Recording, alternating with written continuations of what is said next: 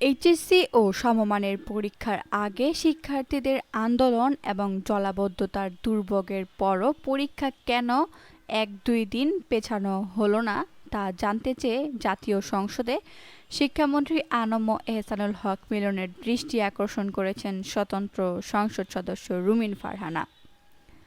ত্রয়োদশ জাতীয় সংসদের বাজেট অধিবেশনে সম্পূরক প্রশ্নে তিনি বলেন, এইচএসসি ও পদার্থবিজ্ঞানের মতো গুরুত্বপূর্ণ পরীক্ষার ক্ষেত্রে শিক্ষার্থীদের দাবি বিবেচনার সুযোগ ছিল। জবাবে শিক্ষামন্ত্রী আনম এহসানুল হক মিলন জানিয়েছেন, সারা দেশের সার্বিক পরিস্থিতি এবং স্থানীয় প্রশাসনের মতামত বিশ্লেষণ করেই পরীক্ষা যথাসময়ে নেওয়ার সিদ্ধান্ত হয়েছিল। একই সঙ্গে পদার্থবিজ্ঞান পরীক্ষার প্রশ্নপত্রের ভুলের জন্য পরীক্ষার্থীদের পূর্ণ নম্বর দেওয়া হবে।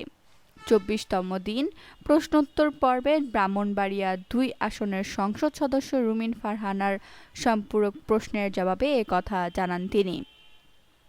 সংসদের বৈঠকে সভাপতিত্ব করেন ডেপুটি স্পিকার কায়সার কামাল।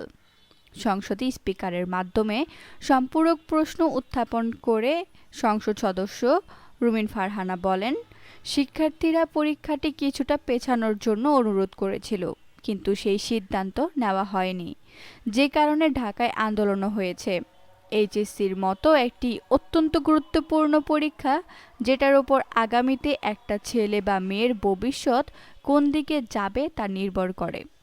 আর পদার্থবিজ্ঞানের মতো বিজ্ঞানের অন্যতম গুরুত্বপূর্ণ একটি পরীক্ষার ক্ষেত্রে শিক্ষার্থীদের এই দাবি বিবেচনার কী সমস্যা ছিল? কেন পরীক্ষাটি অন্তত ১ দিন বা ২ দিনের জন্য পিছিয়ে দেওয়া গেল না, তা মন্ত্রীর কাছে জানতে চান তিনি। জবাবে শিক্ষামন্ত্রী জানান, সারা দেশে এইচএসসি পরীক্ষার প্রায় ২,৭০০ কেন্দ্রে একযোগে পরীক্ষা শুরু হয়। চট্টগ্রামে বন্যার কারণে রাঙামাটি, বান্দরবান, খাগড়াছড়ি সহ পুরো চট্টগ্রাম বোর্ডের পরীক্ষা আগেই স্থগিত করা হয়েছিল। চলমান পরিস্থিতির ওপর সরকার সার্বক্ষণিক মনিটরিং করছিল এবং ৬৪ জেলার এসপি, আইটি বিভাগীয় কমিশনার, প্রতিটি বোর্ডের চেয়ারম্যান ও ইউএনওদের সঙ্গে কথা বলা হয়েছিল। এমনকি আবহাওয়ার পূর্বাভাসের জন্য সংশ্লিষ্টদের সঙ্গেও যোগাযোগ রাখা হয়। তারা সবাই পরিস্থিতি অনুকূলে থাকবে বলে জানানোর পর বিকাল ৫টা পর্যন্ত অপেক্ষা করে পরীক্ষা যথাসময়ে নেওয়ার সিদ্ধান্ত হয়।